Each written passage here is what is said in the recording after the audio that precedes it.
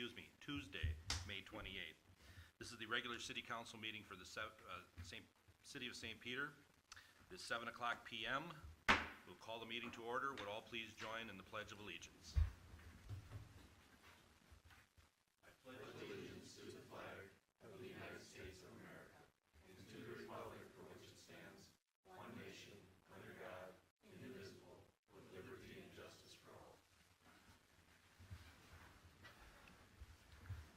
Everyone should have a copy of the agenda. Are there any changes to the agenda? If not, is there a motion to approve? So moved, Mr. Mayor. Second.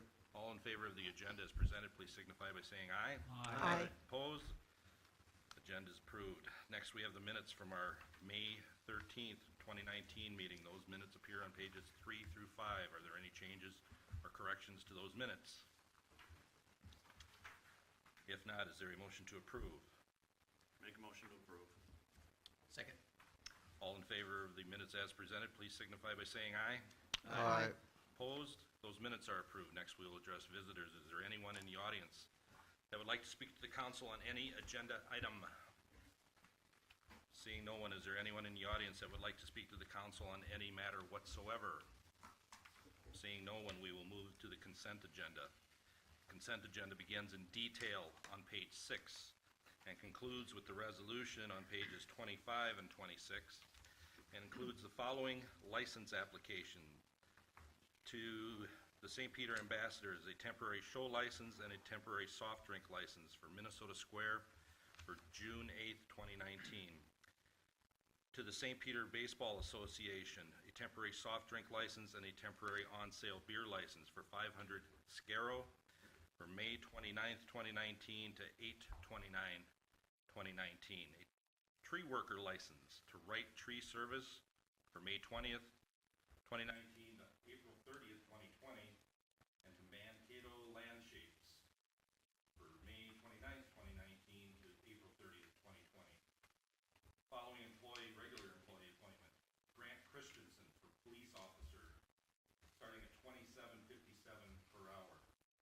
We have seasonal employee appointments. There are 8 of them in various departments, and ranging in wage from $10.25 to $10.50. The following individuals are appointed to the Fire Hall Building Project Committee. Myself, Mayor Zeman. We have Council Member Pfeiffer, Fire Chief Allman, Fire Captain Pettis, and City Administrator Crafty. Plus the regular schedule of disbursements for May 9th, 2019 through May 22nd, 2019. Are there any questions or comments on the consent agenda? Ed? I don't know if you can answer this one, but on number 21, page 21, the Colt rifles for $5,400. How many rifles is that? I don't know the answer off the top of my head, but we can email that information to you. I just don't know that one off the top of my I head. was just curious because it says rifles, and I was just wondering how much they were separately. All right. We'll get that to you. Thank you. Anyone else? If not, the consent agenda resolution appears on pages 25 and 26. Is there a motion for approval? Make a motion to approve. Second. Any other questions or comments? Call the roll. Councilmember Garland. Aye. Mayor Zeman. Aye. Councilmember Fleming. Aye. Councilmember Pfeiffer. Aye. Councilmember Graham. Aye. Councilmember Ferris. Aye. Councilmember Johnson. Aye. Consent agenda is approved. Next up, we have unfinished business, and we have the Minnesota Pavilion Project bond sale amendment. Todd, you can clue us in? I can, Mayor and members. There's a letter here from Shannon Sweeney, who's an associate at David Drown, who works with you. This is really to correct a couple of issues in the resolution that you approved for the bond sale for the pavilion. The first is that the resolution that you passed indicated a certain type of issuance for funding of the hospital. As you may recall, it lists out issuances in the near past because that impacts rebates and tax levels and tax exempt status for certain levels of bonds. We did not take into consideration, or we errantly reported or did not report, that you did a resale on that $5 million bond, as you recall, for the hospital that was originally sold at taxable for the 2018 year. and then you refunded it under the agreement with Pioneer Bank as a non-taxable in January of 2019. That wasn't expressed clearly enough within the resolution that refunding had been done. The second has to do, because of that, with the incorrect interest rate for 2026. And of course, those errors then incorrectly implicated the exemption status under the federal IRS requirements. So what you have within your packet is a correction that was done by your bond counsel on page 28 and 29. Frankly, this is just something that we're really particular about, and we want to make sure that it's done appropriately. After all, we're talking $5 million here. So the resolution for this is on page 28 and 29, and I'm happy to answer any additional questions if I may, Mr. Mayor. Questions? Owen? Not. Resolution for the Minnesota Pavilion Park, Minnesota Square Pavilion Park.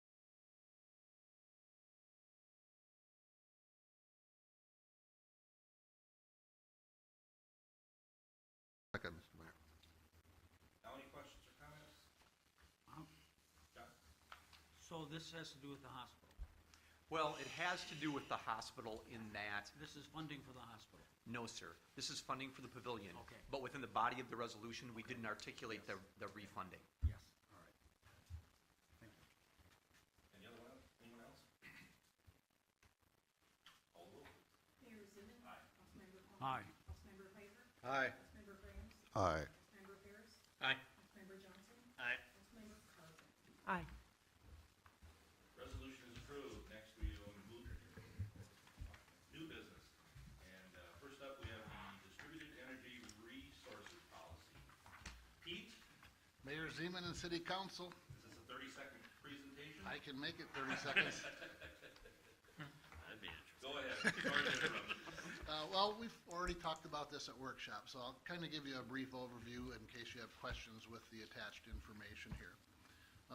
Back in June of 2011, the MMUA created a policy that met the requirements of the Minnesota Public Utilities Commission, or the PUC as we call it, which dealt with how we connect renewable energy to our distribution system. Our intent is to follow that policy and to make it easy for people to connect to our system.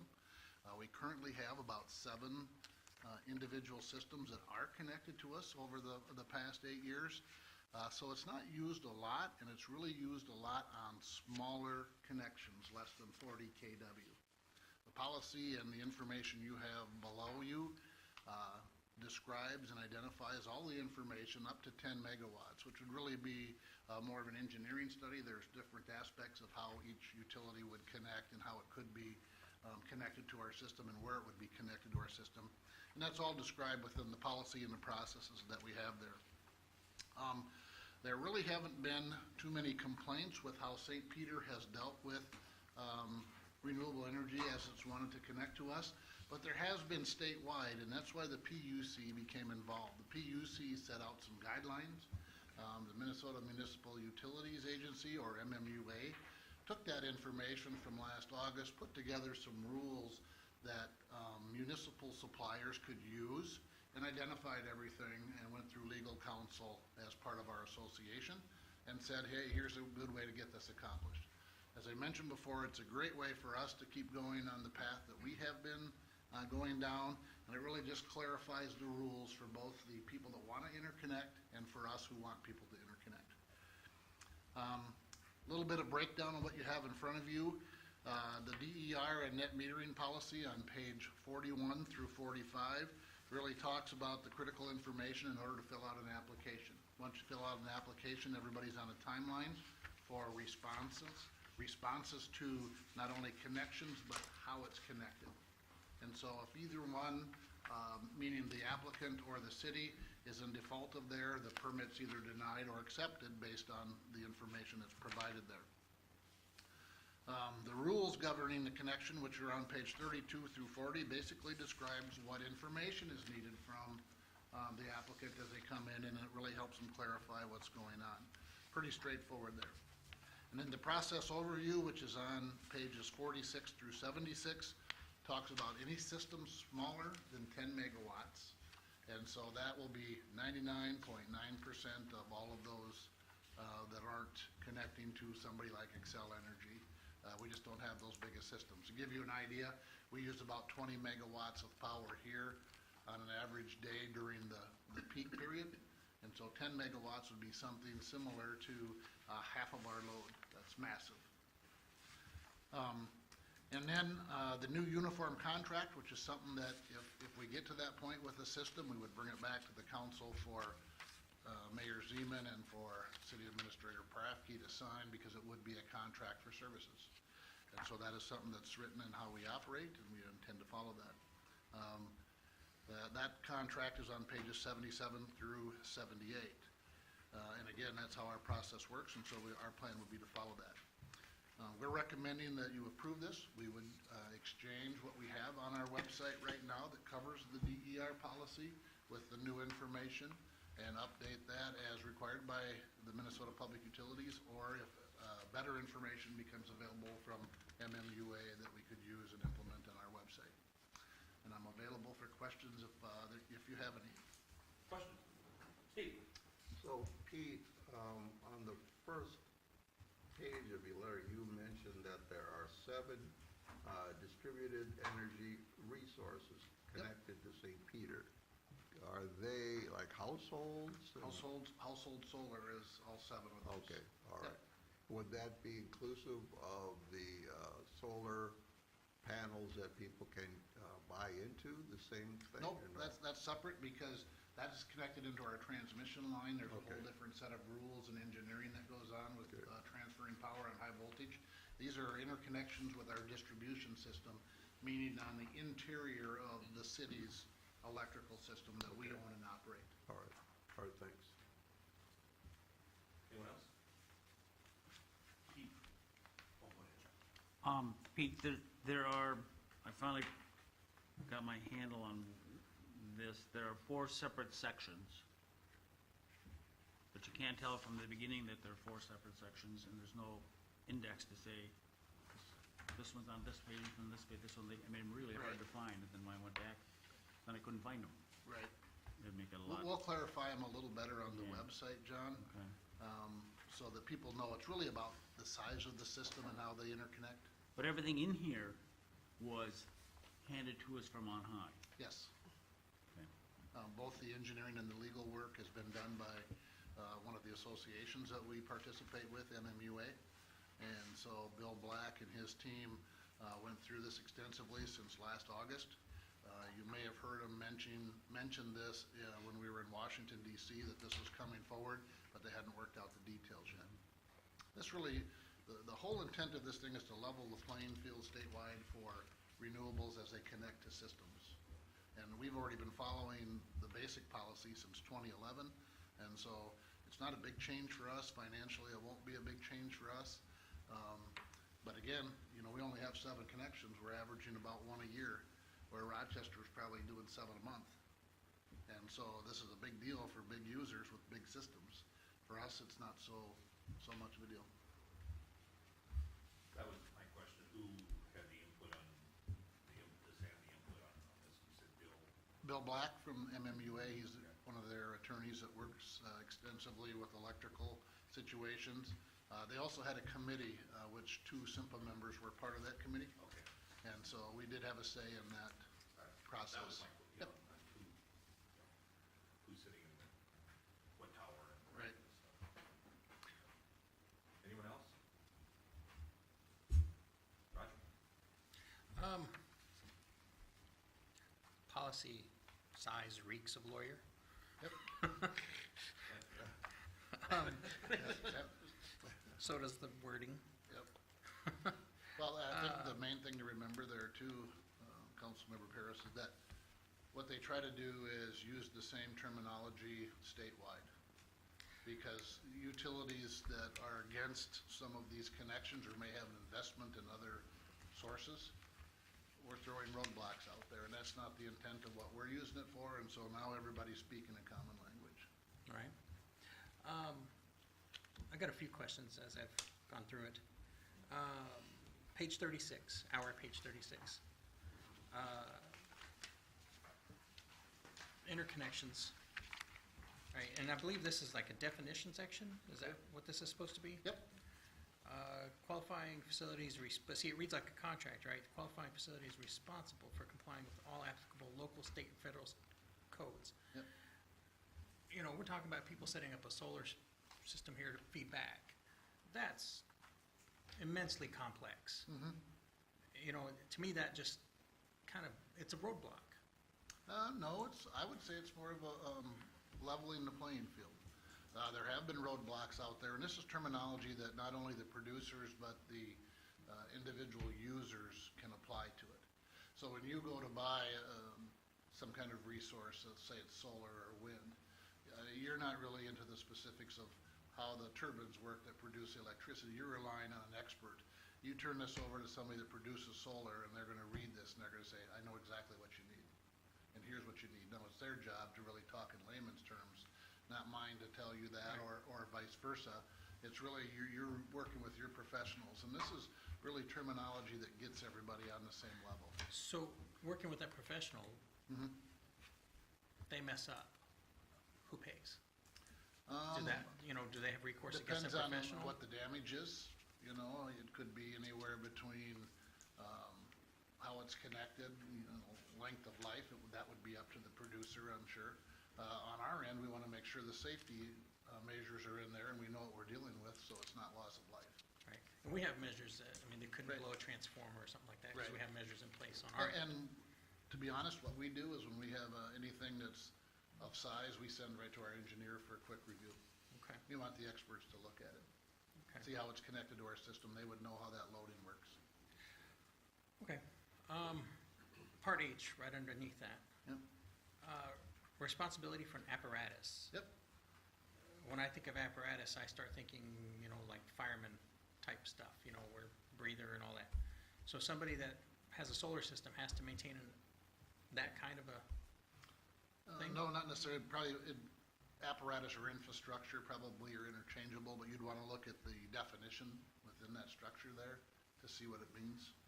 And again, this could be anything from solar panels to a wind turbine to theoretically someone could put in a small natural gas generator that fed back into the system. Now, I don't know why someone would do that. So don't think about this as just renewables. It can be Right. any energy source. Yeah, it says to operate within Schedule 3. Right. Right, and the Schedule 3 shall contain the utility.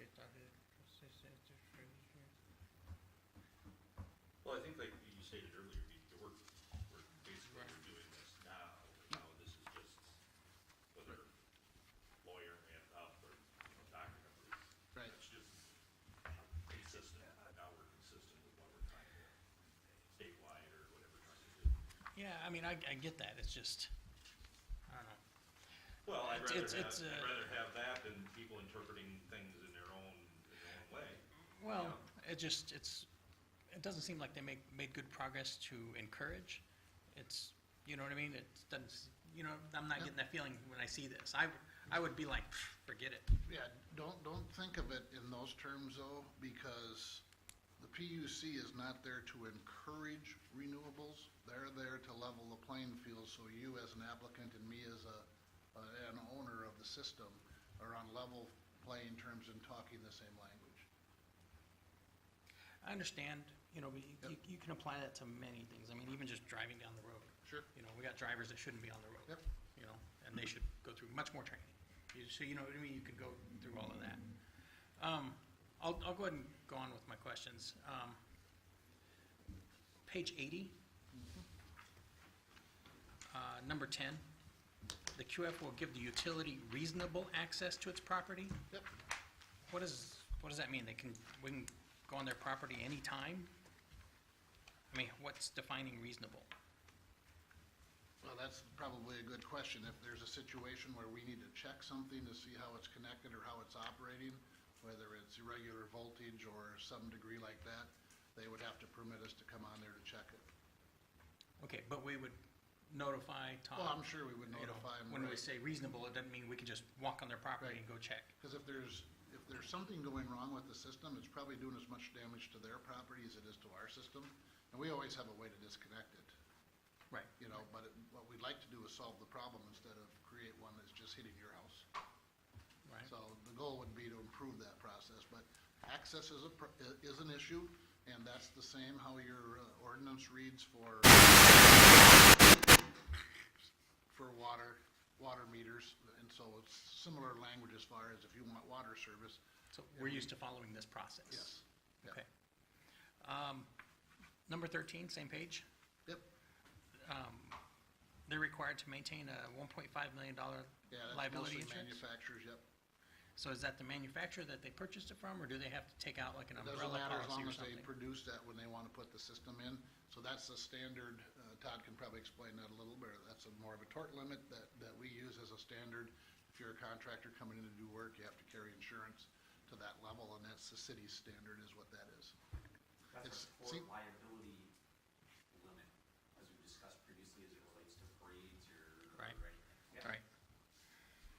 So that's more of our common language there. They leave that blank, and they can put anything between $10 and $1.5 million, and we have a normal contractor, if you want to come in and are a licensed contractor. Right, right. I That's know. protection for all the rest of the taxpayers and ratepayers in town, so that those people that are coming are insured appropriately, so that if they make a mistake, the rest of you don't have to pay for their mistake. Right, right, because they're not going to fork over $1 million. Right. If you're a general contractor, you're probably carrying that coverage right now, would be a copy of your certificate. Okay. Okay, thank you. Yep. Thanks for entertaining my questions. Anyone else? Questions? Steve? Pete, do you see any difference in the types of installations from when they initially started here, whenever it started, and the installations today for primarily solar? You see anything different? Well, what we're seeing for trends is as your larger providers like Xcel Energy are under state mandates, and so they're pushing for larger systems to help them meet their criteria. What you're seeing locally is still the people that are interested in renewables, that have done some of the math, maybe have the opportunity to do something on their property or at their home, but quite a few of the properties really don't have that because of shade or trees or house doesn't face the right way. So that's why our solar program is there, so we can try to help them meet their solar needs or renewable needs in another fashion. It's really not a one-size-fits-all. You can't just go buy one and say, I'm gonna put this on my house. It may operate at 10%, so it doesn't really help you a lot. And so really the people, we've got a highly educated public here in St. Peter, and so a lot of people have gone and done their due diligence and looked at things and are looking at different options and what they can do. This is more of a contract or a system that would help us address whatever needs come along, and we can study it that way. Okay. All right, thanks, Pete. Anyone else? Quick. Have you received any feedback from anyone in town? Any citizens, homeowners, individuals who have been looking at either considering or have installed systems on their properties, and have they had any input for you? I have not. I know that Administrator Prafke has talked to one individual that has a system and just said, take a look over this and to see what's going on, and he referenced that it was developed by MMUA and the PUC guidelines, and so, Okay. like I said, it's not a lot different than what we already have on there. It's probably more descriptive, makes us follow a few more rules probably than anybody else, but that's okay. We're playing by the same rules as the customer is. Frankly, folks, in my mind, as compared to the 2011 policy, this does two or three primary things, one of which it divides the process into 4 subsets based on the level of generation that the distributed electric resource owner has. Your previous policy had 2. This divides it into 4. And then it provides additional language related to the process, which puts additional requirements on the city as opposed to the owner. The owner's requirements or the solar producer's requirements aren't substantially different. This really puts more onus on the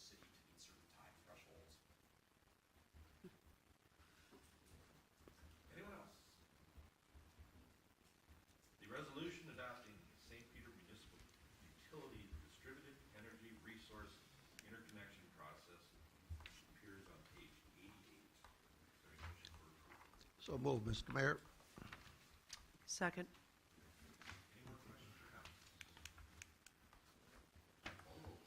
Councilmember Holmes. Aye. Councilmember Pfeiffer. Aye. Councilmember Graham.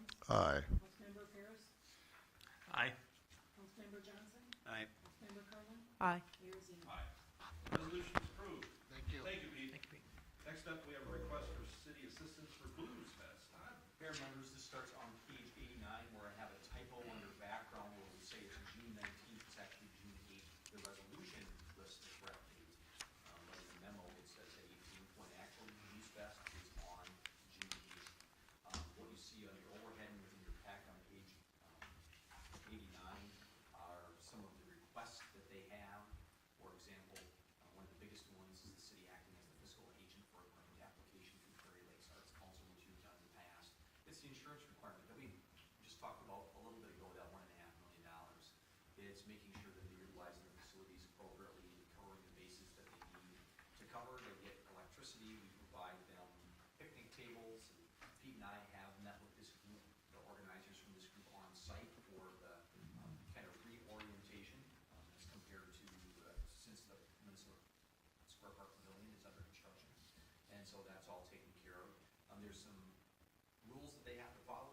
No dogs are really allowed in the park. They gotta make sure that all the food vendors are licensed by the city and county and all the appropriate folks.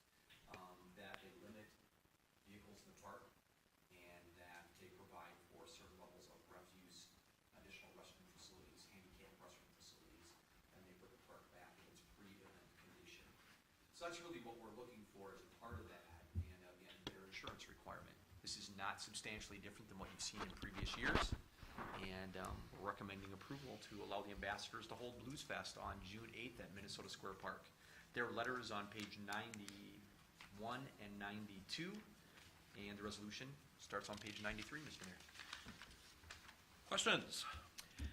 Suzie? I've had a few people asking me about summer festivals, summer events, and the pavilion, the use of it or the lack of it.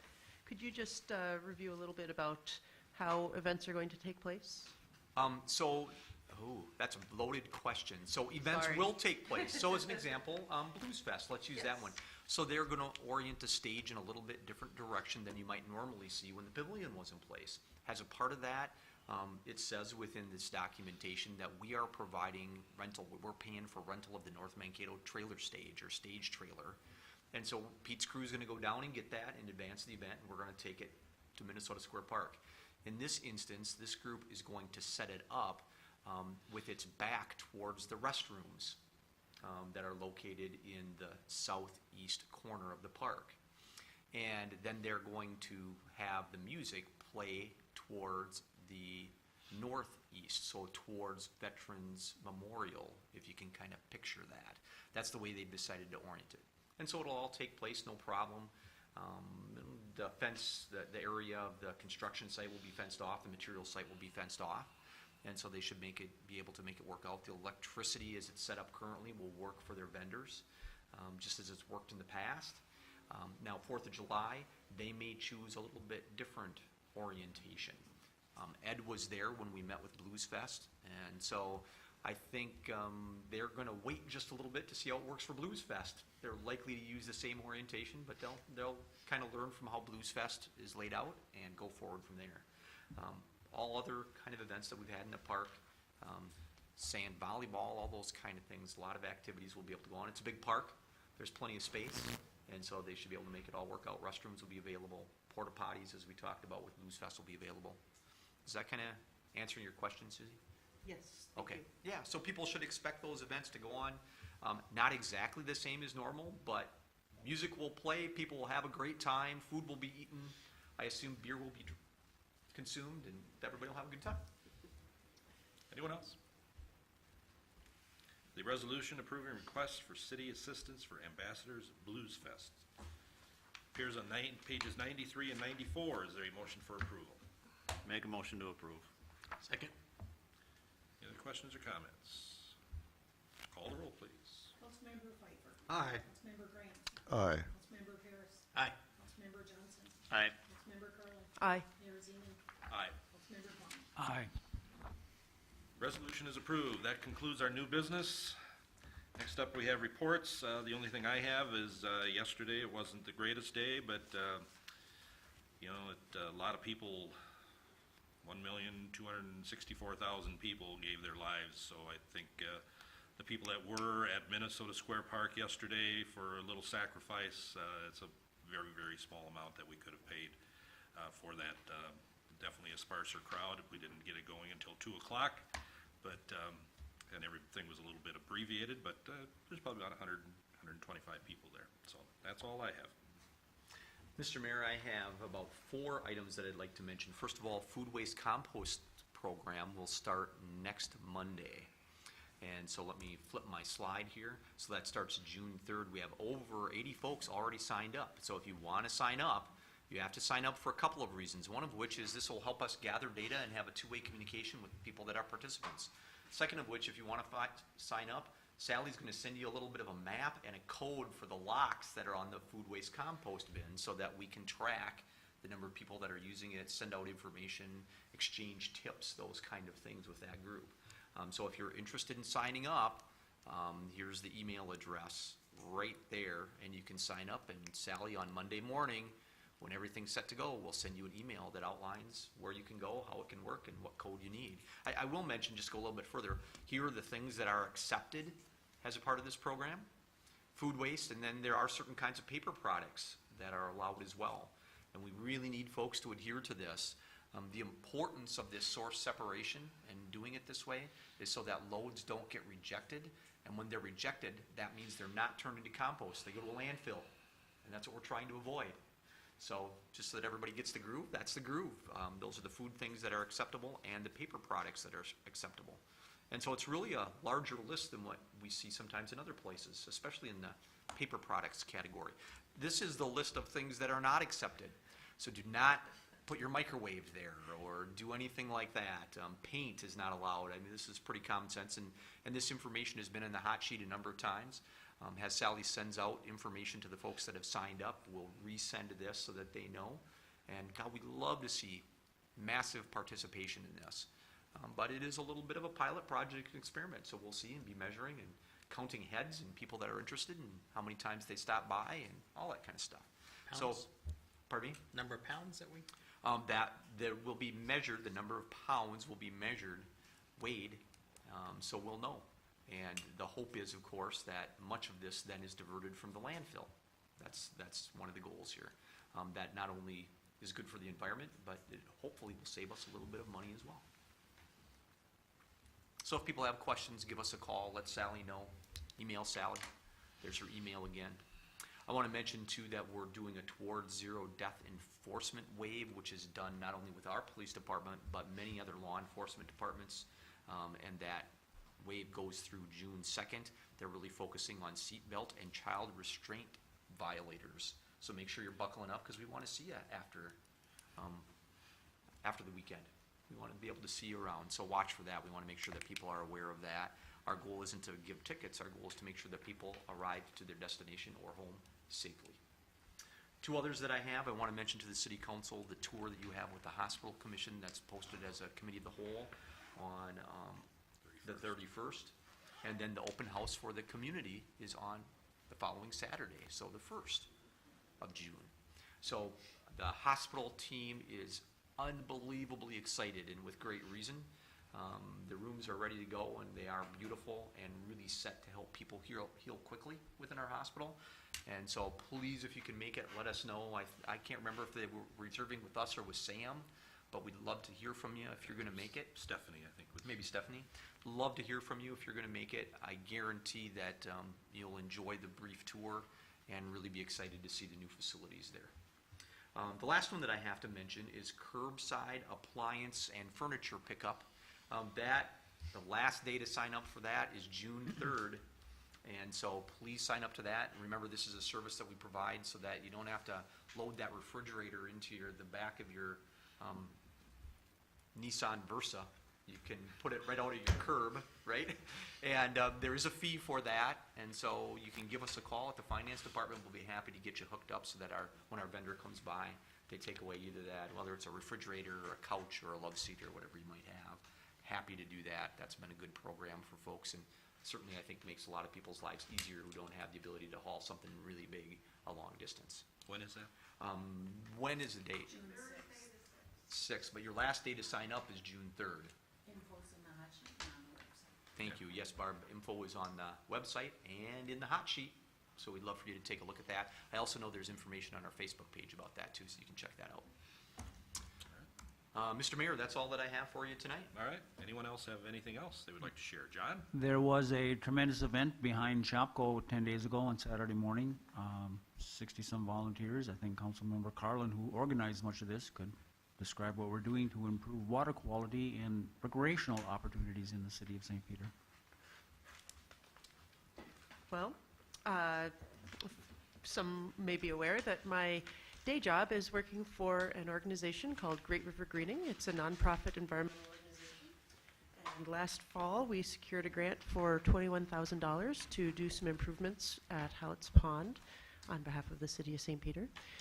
That involved purchasing a whole bunch of small native plants and recruiting 50 plus, 60 some volunteers to come out and plant all of that material.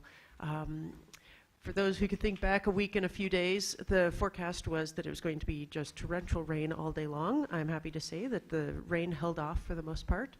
Our volunteers came out. We planted about 2,000 small native plants along the south shoreline of Hallett's Pond, and also on a couple of floating islands.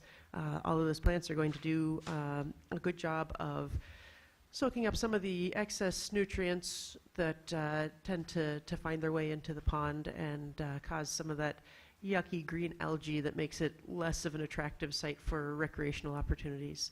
And so they will purify the water. They will also help stabilize the shoreline and provide habitat for all sorts of good native animals as well. The feedback was tremendous. The volunteers had a great time. The majority were from the St. Peter area. However, we had folks from up in the metro, which is where Great River Greening does a lot of its work, who drove down because they were curious to know what's going on in St. Peter. And this is the first event in a St. Peter park that Great River Greening has done. And so they wanted to see what it was like and get a feel for things. So it was a huge success. It was covered by by KEYC. And yeah, I'm really happy to say that it went well. And thanks to Councilmember Kwame and also Councilmember Johnson for both attending and saying a few words, and also County Commissioner Terry Morrow was there as well. He was actually doing work. He was in the mud. He was covered with mud. Yeah, we thought he was going to be a VIP and kind of hang back and just wait to thank everyone, but he got there early, rolled up his sleeves, and started planting. So that was wonderful to see.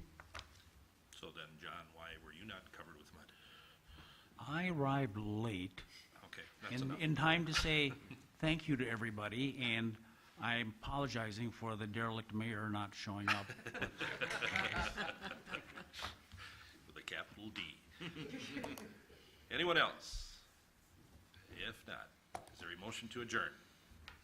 So moved. Move to adjourn. Second. All in favor of adjournment, please signify by saying aye. Aye. Opposed? We are adjourned.